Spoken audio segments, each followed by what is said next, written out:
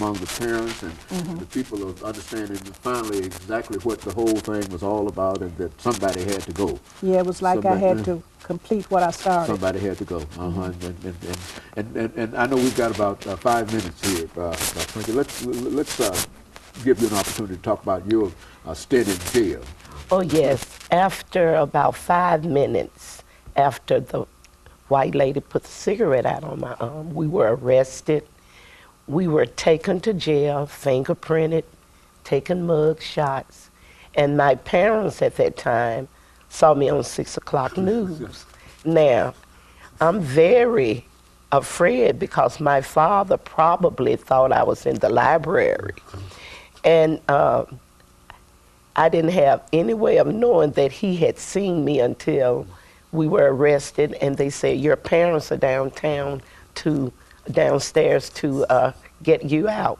But I was caught up in the singing and in all of, I mean, it ran from heart to heart, the impact that this movement, yes. So I sent a message back to my parents that I'm not leaving until the rest of them leave. So we stayed in jail over 2 weeks. They tried us one by one, and they didn't let the first person leave until they had tried everyone. But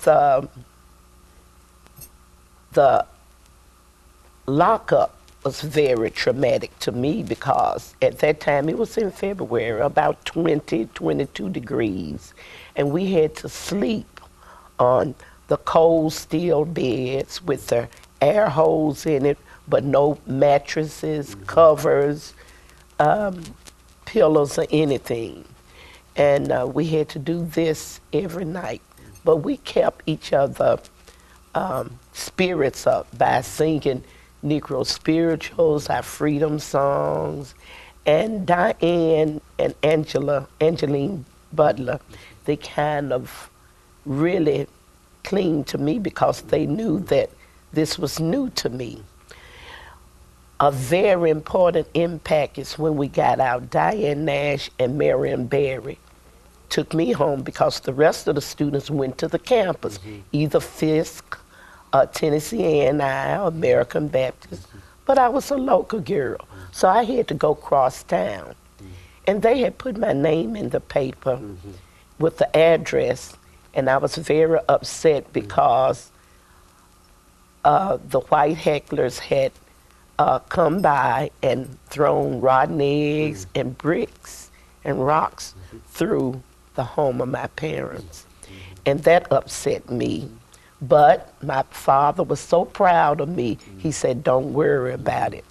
Now, I had 18 hours, I was a sophomore, and we had the quarter system at that time, and they gave me 18 hours of F's. And contacted my parents and told them that I couldn't attend Tennessee State anymore. But I did go back in '66, and I graduated, got my BA in 70 and my master's in 73. Very good. Now, Ms. Smith, we've got about a minute and a half. What would you say to young people today in terms of trying to understand the legacy and to do better than they are doing? I think if all the young people would try to learn more about the things that happened in the past and not try to sweep it under the rug, that they would understand more about what's happening today. We didn't just start out being able to do everything you wanted to do, being treated the way you wanted to be treated, and that way you would understand where people are coming from when they treat you the wrong way. They need to know also. Yesterday I was at a school where the professor said the faculty needs to be here. The students enjoyed it and they are learning more, but the faculty also needs to be here, because how can you teach people not to hate if you don't know what it means to be hated? Thank you. Very good. And of course, Ms. Henry, we've got about half a minute. That's my same sentiment, my same sentiment. Yes, with the young children. I taught for 35 years at one school, and I try to educate the children that you need to know your past in order to go forward. Very good, and I think that's a sentiment that both of us, all three of us, agree with, and I'm certain that Ms. McClain also agrees with that. And let me thank the two of you for giving us that excellent information, and let me encourage our audience to tune in again next week for another informative edition of Comments. Thank you, and good morning.